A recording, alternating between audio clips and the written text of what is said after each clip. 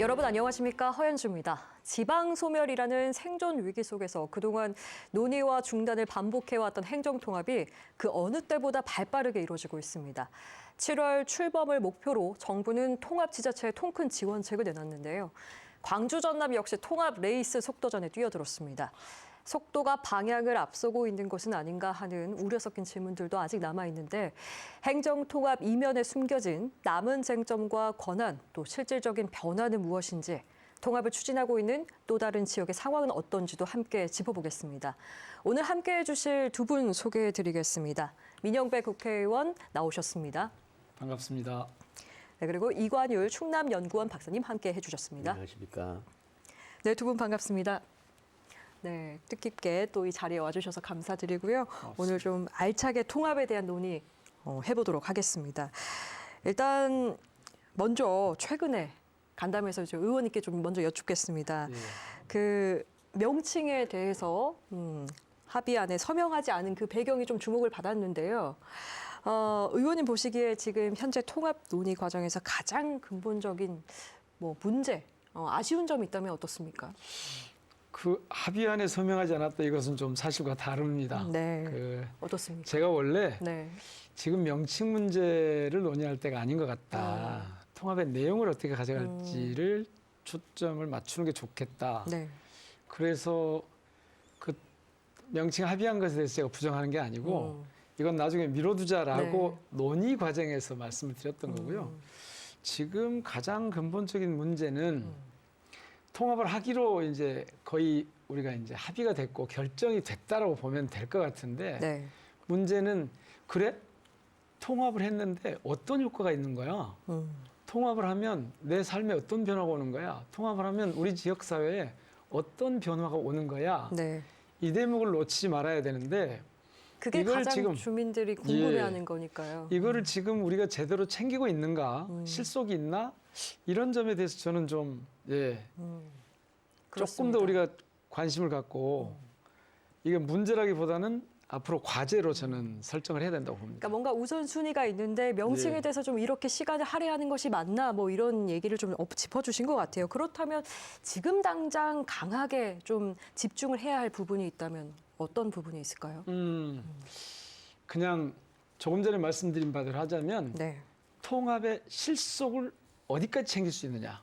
저는 그게 핵심이라고 봅니다.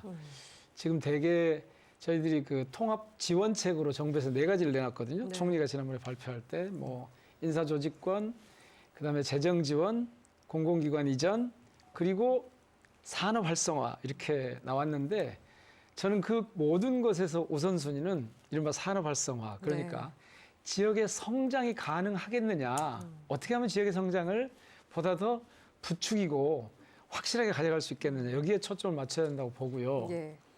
실제로 이번 프로젝트는 정부에서 시작이 됐지만 이것을 하겠다고 적극적으로 나선 건 지자체들이거든요. 그러니까 광주 전남 시도, 대전 충남 시도 이런 지자체들입니다. 네. 대통령은 이제 전체적으로 국정 운영을 그동안에 수도권 1극 체제에서 이른바 5극 3특 체제로 바꾸면서 신년사를 포함해서 기자회견을 포함해서 그 워딩 나오는 것마다 뭐라고 말씀을 하시냐면 지역주도 성장 또 어쩔 땐 지방주도 성장 이렇게 표현을 하시거든요. 그러니까 이제 대한민국이 수도권 중심의 1극 체제로는 성장의 한계가 임계치에 왔다. 따라서 각 지역들이 나머지 4개 지역들이 적극적으로 자기 주도적인 성장을 할 수 있을 때 비로소 대한민국의 성장도 할 수 있다라고 하는 그런 국정운영 체제의 전환을 지금 시도하고 있는 거고 여기에 호응해서 행정통합이라고 하는 시도통합이라고 하는 계기를 만들어서 이걸 중심으로 해서 어떻게 하면 지역이 훨씬 더 지금보다 대한민국의 성장 그리고 지역의 성장에 기여할 수 있을 것이냐 이런 기회가 지금 온 거거든요. 그래서 이 성장 부분 쪽에다 초점을 맞춰서 우리가 접근을 해야 된다고 봅니다. 네. 지역 주도의 성장을 굉장히 강조해 주셨는데요. 박사님, 저희가 모셨던 게 사실 지역 경제 개발 전문가시기도 하고 충남연구원에서 마찬가지로 충남, 대전도 같은 길을 걸어가고 있긴 합니다. 네. 이 통합 과정 예전부터 정말 오랫동안 이어지고 있지만 저희가 빠르게 나아가고 있는데 이 부분에서 좀 새로운 또 의미를 좀 짚어주신다면 어떻습니까? 저는 이제 새로운 형태의 통합이 네. 지방자치단체에서 지방정부로 전환이 되는 형태의 의미를 가진다고 생각을 하고 있습니다. 사실 이제 지방자치단체의 법적 성격 때문에 가질 수 있는 권한과 역량의 한계점이 있었는데요. 이번 행정통합을 통해서 좀 거대한 광역 지방자치단체, 저는 그걸 지방정부라고 네. 명칭하고 싶습니다만은 그 지방정부가 새롭게 수련함으로써 실질적으로 지역에 기반한 그리고 지역민을 위한 정책들이 제안되고 집행되는 그런 계기가 될 수 있다는 측면에서 의미가 있지 않는가라는 생각을 하고 있습니다. 네. 산업 활성화를 통해서 이 지방 소멸 위기에서 지역 주도의 성장도 짚어주셨고 또 새로운 지방 정부의 모델을 발굴할 수 있는 큰 의미도 있다는 걸 짚어주셨는데요. 저희 특별법 얘기를 조금 나눠보고 싶습니다. 특별법이 발의가 됐고 지역마다 지금 본인의 지역에서의 좀 것들을 현안들 좀 많이 다르고 이렇게 형평성은 맞는 것 아니냐 뭐 이런 얘기도 많이 나오고 있는데요. 검증이 충분하지 않다는 지적도 나오고 있는데 우리 일단 민영배 의원께서는 특별법 내용에 대해서는 좀 어떻게 보시는지도 궁금합니다. 그러니까 처음에 저는 개별 발의를 하려고 했어요. 예. 조금 있다가 광주 전남 시도가 제안해서 국회의원들이 합의한 공동안이 나왔습니다. 개별적으로 제출하지 말자. 네. 단일안을 만들어서 제출하자. 그리고 그 다음에 지금 저희 당에서 더불어민주당에서 당론 발의를 하기로 했습니다. 이거는 광주 전남, 그러니까 전남 광주 특별시 통합특별시나 충남 대전 통합특별시를 동시에 예. 가려고 하는 거죠. 그런데 이 과정을 거치면서 요구의 수준이 이만큼 높던 게 점점점 줄어서 어디까지 왔냐면 대전, 충남, 광주, 전남에 공통적으로 들어갈 수 있는 영역, 그러니까 보편적인 수준까지 끝나만 돼 있어요. 네. 이게 이제 일단 초안으로 제시가 됐는데 앞으로 이제 이걸 행안위에 가서 심사를 하게 될 거 아닙니까? 그때 각 지역의 특수성을 살릴 수 있는, 특히 광주, 전남 같으면 대통령이 계속 말씀하시는 것처럼 수도권에서 거리가 멀수록 두텁게 지원해야 된다. 이 논리에 맞는 그런 내용을 어떻게 집어넣을 것인가 하는 게 지금 과제이고 지금 상태에서는 뭐가 들어가고 뭐가 안 들어가는지 하나하나 꺼내서 논의하기는 좀 어렵습니다. 네. 왜냐하면 당에서 당론으로 발의할 때 말씀드린 것처럼 양 지자체가 있는데 이걸 불공평하게 할 수는 없거든요. 그런 어려움 때문에 굉장히 지금 축소가 돼 있어서 네. 어쨌든 대전 충남보다는 거리가 먼 광주 전남이 아무리 보편적인 수준이라고 해도 조금 더 수혜 대상 지역이 될 수 있도록 그렇게 하고 특히 이제 저는 광주 전남 그 통합 특별법을 만들면서 네. 선결 과제가 좀 있다고 봐요. 그러니까 지금 당장 심각하게 안고 있는 광주 광역시의 문제나 전남도의 문제가 통합특별시가 됐을 때 사전에 좀 정지가 되지 않은 상태로 가면 그대로 부담을 떠안게 되거든요. 그러면 통합의 효과가 상대적으로 좀 줄어든다. 예를 들면 예. 군공항 이전 문제. 이걸 지금 지방정부한테 맡겨놨는데 이거 국가가 주도해줘야죠. 말은 국가가 주도하겠다고 하지만 정부가 주도하는 수준이 아예 이 사업 자체를 국방부 사업이지 않습니까? 예. 군사시설이니까. 아예 가져가야 됩니다. 그리고 거기 있는 그 이제 남은 부지를 이전하고 나면 남은 부지를 완전히 이 통합 과정에서 오는 성장의 디딤돌이 될 수 있도록 활용하도록 그런 기회를 만들어 준다거나 도시철도가 되게 부담이 지금 많아요. 광주의 도시철도가. 그러면 이걸 광역 교통망 문제를 풀어가면서 동시에 도시철도 문제도 같이 해결해 준다거나 이런 두 가지 정도는 고려가 저는 돼야 된다고 봅니다. 네. 구체적인 내용을 또 논의를 하게 되면 제가 다시 말씀드리겠습니다. 네, 알겠습니다. 저희가 이제 주민들에게 조금 시선을 돌려서요. 실질적으로 아까 중요한 부분 얘기해 주셨잖아요. 내가 살고 있는 실생활의 변화가 일어나는지 아닌지가 정말 중요하다 언급을 해주셨는데 경제와 인구에 좀 방점을 두고 싶습니다. 일단은 지금 지역, 저희 또 전남 같은 경우에는 계속해서 인구 소멸, 지방 소멸 위기를 겪고 있습니다. 인구는 어떻게 될까 궁금한데요. 통합이 된다면 그럼 정말 인구가 늘어날까? 어떻습니까, 박사님? 먼저 여쭐게요. 네. 참 이 질문은 어려운 질문인 것 같습니다. 네. 그 해외 사례를 보면 통합을 통해서 인구가 증가한 경우도 있어요. 그런데 그 경우는 인구가 5천 명, 10,000명 이하의 소규모 지자체가 네. 통합했을 때 인구가 증가하는 것이 일반적이고요. 네. 이제 우리가 지금 이제 새롭게 진행하고 있는 광역자치단체에서 인구 증가는 크게 성과는 없는 걸로. 그 대표적인 경우가 예. 프랑스의 레지옹 사례인데 네. 그 경우에서도 인구 증가의 효과보다는 이제 민 의원님께서 말씀하신 것처럼 광역경제권에서 네. 경제적인 산업적인 효과에 방점을 맞추었고 네. 분권이라는 형태의 내용이 강조되었다 이렇게 볼 수가 있을 것 같습니다. 박사님, 그럼 제가 질문을 조금 바꾸자면요. 네. 인구 유출을 막을 수 있을까요? 그 유출의 뭐 속도를 좀 억제할 수 있다든지. 그런 예. 부분은 이제 새롭게 등장하는 네. 광역특별시가 어떤 정책을 펴내냐에 따라서 굉장히 중요할 것 같습니다. 그런 측면에서 하나 제안을 드려본다면 예. 수도권을 바라보는 정책이 아니고 또 광주를 바라보는 정책이 아니라 인근 시군의 유기적 연계를 강화해 줄 수 있는 정책이 필요하다는 생각이 들거든요. 네. 예컨대 우리가 인근 시군을 대중교통을 이용해서 네. 어떻게 갈 수 있을 것이냐, 편의성을 어떻게 제고할 것이냐, 네. 그리고 인근 시군과 같이 공동으로 연결된 경제개발 정책을 어떻게 추진할 것이냐라는 부분들은 앞으로 인구 감소 시대에서 네. 인구 유출을 방지하는 중요한 전략적 수단은 될 수 있을 거다 생각을 하고 있습니다. 그러니까 뭐 교통, 그러니까 접근성이 어떻게 좀 해소되느냐에 따라서 인구 유출은 통합을 통해 막을 수 있을 것 같다, 이렇게 얘기를 해주셨거든요. 사실은 이 논의만 해도 한 번 이 프로그램을 그냥 가져가야 될 겁니다. 아마. 간략하게 알려주십시오. 간략하게 예. 말씀드리면 저는 보편적으로는 지금 이관율 박사님 하신 말씀이 맞습니다. 예. 그리고 세계의 모든 사례를 봐도 성공적이라고 해도 그렇게 인구가 갑자기 늘어나거나 이러지는 않은데 이번 저희들의 상황은 좀 다르다고 봅니다. 어떤 게 이유가 좀 다를까요? 뭐냐면 예. 우선 기존의 통합들은요, 광주 전남에서도 통합이 많이 있었지 않습니까? 예, 그렇죠. 저기 여수 삼려 통합도 있었고 뭐 승주 순천 통합도 있고 통합이 있었는데 사각지대가 생깁니다. 통합 효과가 미치지 않는. 그런데 이번에는 조건이 좀 달라요. 그때는 파이를 그냥 수평적으로 합치는 거였어요. 파이를. 네. 근데 이번에는 지금 조금 전에 말씀드린 300조 지방 투자 같은 이런 그 프로젝트이 예.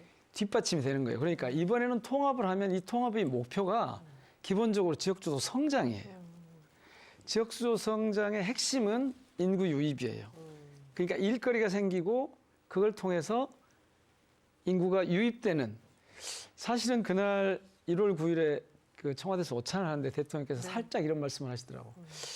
욕심 같아서는 인구 100만 정도가 유입되는 네. 그런 신도시가 생기면 좋겠다. 근데 인구 100만 유입되는 건 쉽지 않겠죠. 근데 중요한 게 이 말씀이셨어요. 신도시를 지금 있는 것 같은 도시가 아니라 산업벨트가 형성이 돼서 그 산업이 활성화하면 일자리가 될 거고 일거리가 생기면 사람이 들어올 거고 사람이 들어오면 인구가 유입되면 이 자연스럽게 네. 그 지역 사회에 이 더 많은 네. 성장의 재생산이 가능해질 거고 예. 그래서 그 산업 벨트 중심으로 간다. 즉 성장 주도로 간다. 이것 때문에 저는 이번에는 그냥 단순한 통합이 아니라 단순히 합하는 게 아니라 파이 자체가 커질 거라고 봅니다.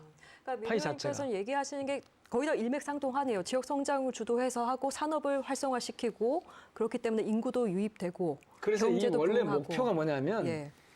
한편에서는 수도권 중심의 성장의 한계, 임계치에 이른 모순 상황하고 네. 또 한편에서는 지방은 소멸하고 있는, 인구가 계속 유출되면서 소멸하고 있는 이 상황이 만난 거거든요. 네. 그래서 이때는 수도권의 성장은 유지하는 정도라면 네. 지역의 성장은 새롭게 성장 동력을 창출해서 성장 엔진을 가동시키는 것이기 때문에 네. 저는 이번 시도 통합, 광역 단위의 통합을 통해서 오는 이거는 파이를 키우는 거다. 그래서 저는 인구가 늘어날 거다. 예를 들면요, 우리가 광주 전남 공동 혁신도시 있잖아요. 네. 지금 나주에 공동 혁신도시 있는데 이때도 사실은 그 도시 자체로만 놓고 보면 인구가 늘어났습니다. 네. 그 나주 인구가 늘어난 거예요. 그 신도시 때문에. 그런데 그 신도시에 늘어난 인구가 인근에 있는 나주와 광주와 뭐 주변에서만 왔다. 그럼 그건 수평적 통합이에요. 그런데 이게 다른 지역에서도 왔다. 이러면 이제 이 성장이 실질적으로 일어나는 거죠. 저는 이번 통합은 그 방향으로 가야 한다고 믿습니다. 그래야 원래 목표에 예, 도달할 수 있죠. 예, 알겠습니다. 인구 얘기 여기까지 듣겠고요. 인구가 늘고 그리고 경제도 산업을 통해서 부흥할 수 있다. 이렇게 좀 언급을 해주셨습니다. 저희가 전폭적인 지원으로 또 탄력을 받고 있는데 4년간 20조 원입니다. 이 재정에 대해서 어떻게 구체적으로 좀 활용을 할지는 뭐 살펴봐야겠지만요. 어떤 부분에 큰 좀 포션으로 좀 투자를 해야 되는지 여쭙고 싶거든요. 일단 의원님께서 먼저 좀 얘기해 주신다면 이 재정을 어떻게 좀 가장 저는 집중적으로 지금 구체적인 사업에 대한 투자 계획을 밝히는 건 적절치 않다고 봅니다. 두 가지의 저는 원칙을 확인할 필요가 있는데 첫 번째는 통합은 기본적인 원칙이 불이익 배제 원칙입니다. 그러니까 통합에 따라서 혹시 어려움을 겪거나 소외될 여지가 있는, 즉 보완, 보충이 필요한 영역에 먼저 관심을 가져야 될 겁니다. 네. 그리고 두 번째는 지금 줄곧 말씀드린 것처럼 성장의 씨앗이 될 수 있는 그런 부분에 투자를 해야 될 거라고 봅니다. 산업 기반으로요? 그렇죠. 예. 그런데 이게 제가 아까 그 네 가지 그 지원 중에서 제일 중요한 게 산업 활성화라고 말씀드렸는데 요거는 그렇기 때문에 이 산업 활성화에 도움이 되는 성장의 씨앗을 뿌리는 그 영역이 뭐냐. 예를 들면 전남 광주 통합특별시 같으면 재생에너지를 세게 가져가고 그 재생에너지에 대한 투자를 지금은 되게 대기업 중심으로 막 가거든요. 네. 여기에 주민 참여나 뭐 100조 단위의 성장 펀드를 만들어도 된다고 봐요. 예를 들면 지금 전남도에만 32기가와트 정도의 이 계획이 있어요.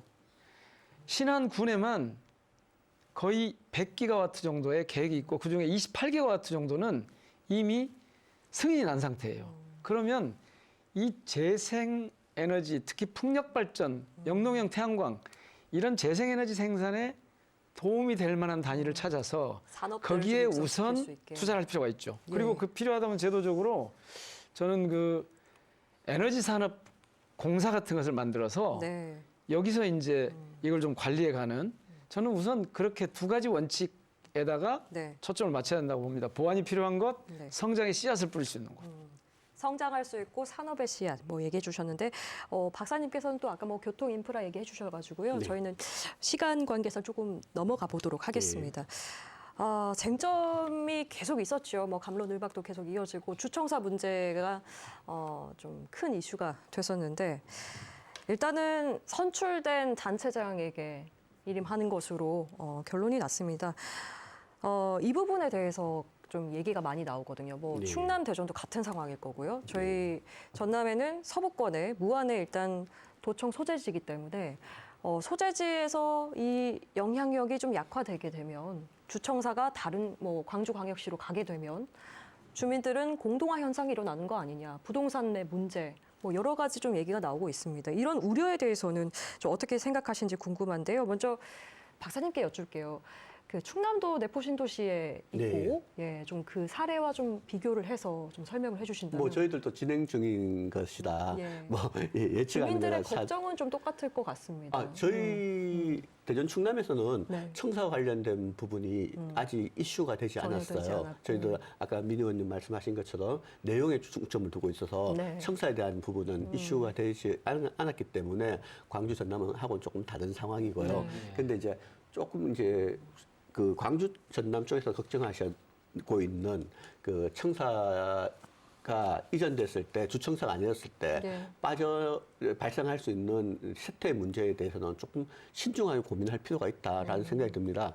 그래서 이제 주청사, 부청사의 이렇게 뭐 개념도 중요하지만 아까 이제 그 의원님께서 말씀하신 것처럼 각 지역의 그 권역별로 네. 특성을 부과해서 경제적인 측면이나 복지적인 측면에 특성화를 어떻게 시킬 것이냐라는 접근을 좀 해야 되지 않을까라는 생각은 하고 있습니다. 네.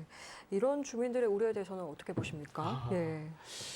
엊그제 보니까 무안군의 의원님들이 일부 뭐 삭발도 하시고 네. 막 이렇게 저항이 굉장히 강하시고 저는 그 염려에 충분히 공감합니다. 충분히. 그런데 제가 이것을 정말 선거를 앞두고 있어서 말씀드리기는 좀 쉽지 않습니다만은 예. 이거는 위로부터 결정될 문제가 아닙니다. 지금 특별시장에 맡겨놨는데 특별시장이 자기 마음대로 하면 안 되죠. 네. 다음에 선출될 특별시장이. 만약 제가 이제 혹시 그런 일을 맡게 된다면 저는 이렇게 볼 생각입니다. 우선 세계 청사를 균형 있게 운영하자고 했지 않습니까? 동부 네, 여기 맞습니다. 뭐 네. 이 무안, 지금 나온 광주, 안으로는 세 개. 예. 지금 특별법에도 지금 그렇게 돼 있어요. 네. 세 곳을 3개월이면 3개월, 6개월이면 6개월씩 근무를 직접 해볼 생각입니다. 그래서 그런 다음에 시민들의 의견을 모아야죠. 네. 그래서 시민들이 의견이 정말 안 모이면 새로운 곳을 검토해 볼 수도 있을 거고. 그런데 지금 이게 선거를 앞두고 있어서 제가 말씀드리기가 좀 조심스러운데 네, 그러면- 분명한 건 뭐냐면 세 곳을 균형 있게 운영한다고 하는 이것이 특정 지역의 불이익이나 배제가 작동하는 불이익이나 배제를 반드시 이 배제하는 그런 일이 생기지 않도록 하는 그 원칙하에서 네. 저 같으면 지금 부시장을 4명을 두게 돼 있지 않습니까? 그러면 이 4분 중에 3분을 세 군데 각각 지역 책임 부시장을 둘 것 같아요. 네.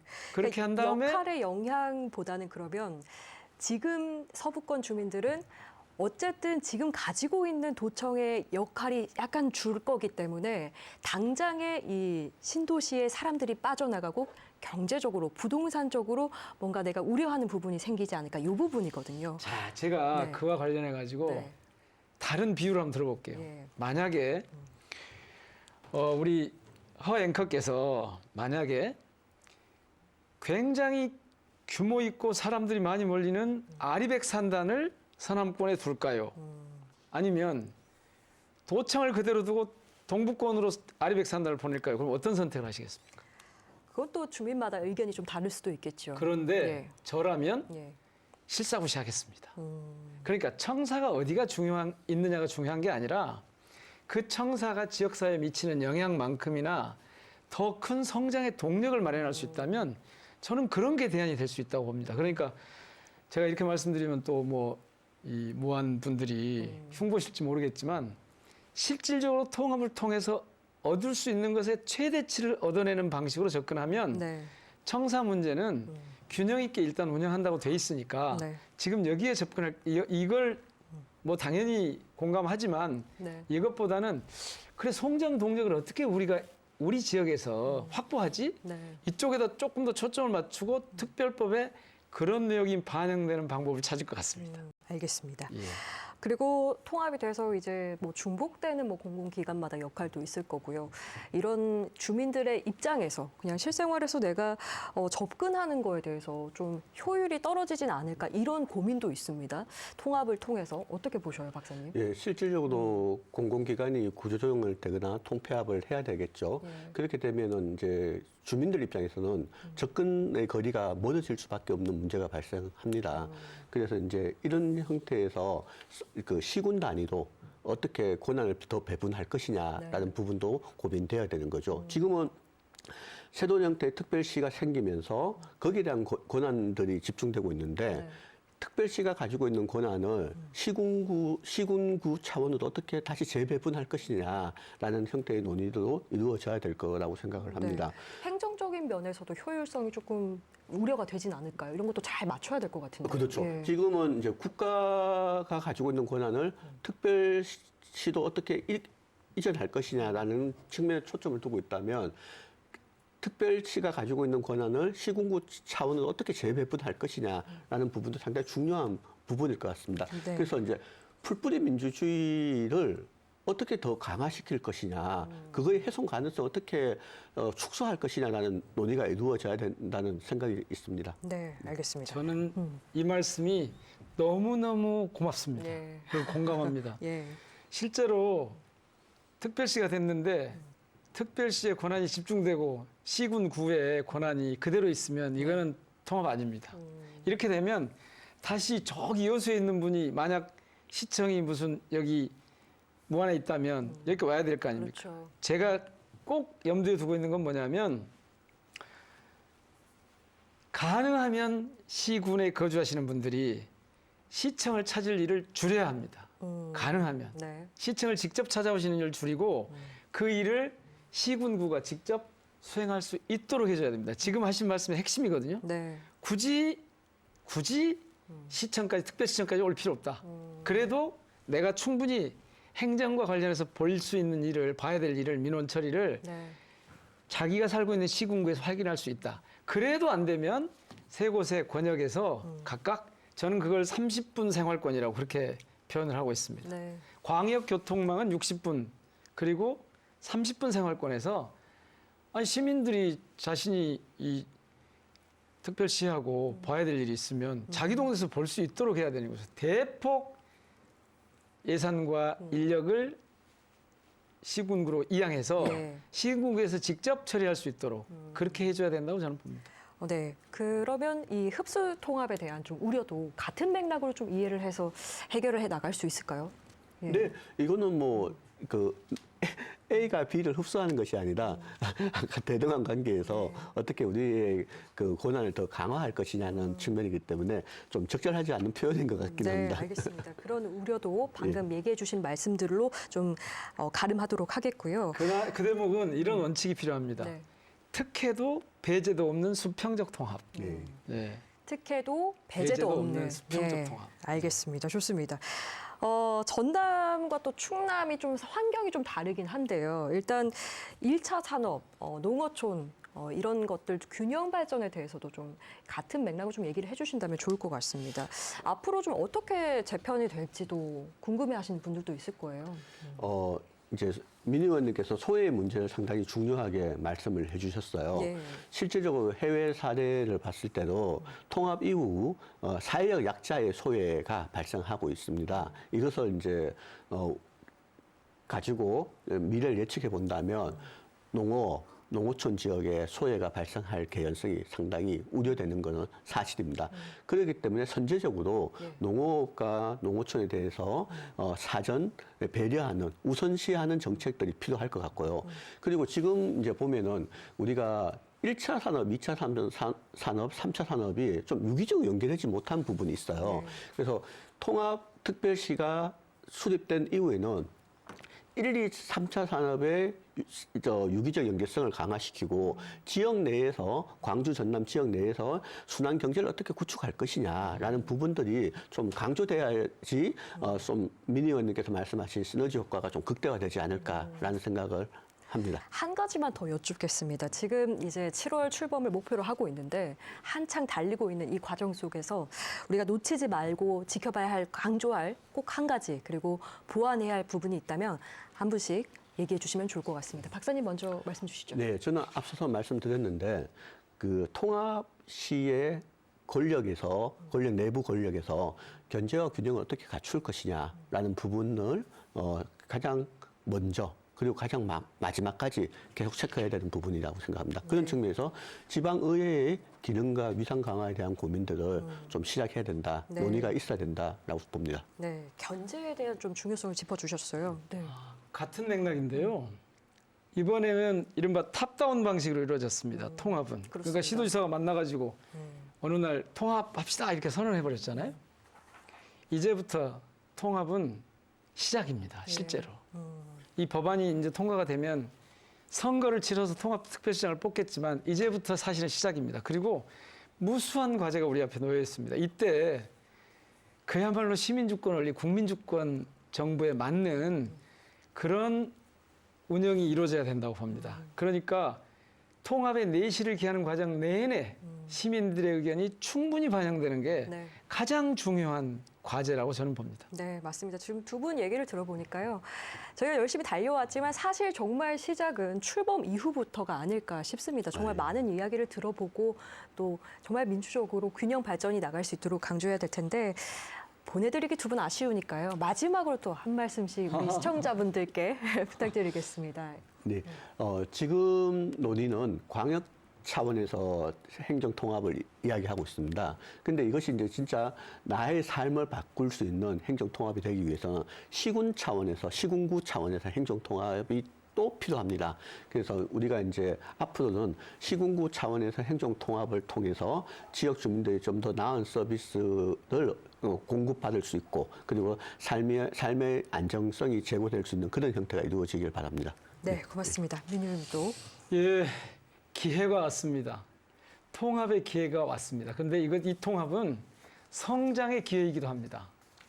마치 이재명 국민주권 정부가 수도권 중심의 일극 체제로부터 지역주도 성장 체제로 국가 운영 방침 방향을 바꾸려고 합니다.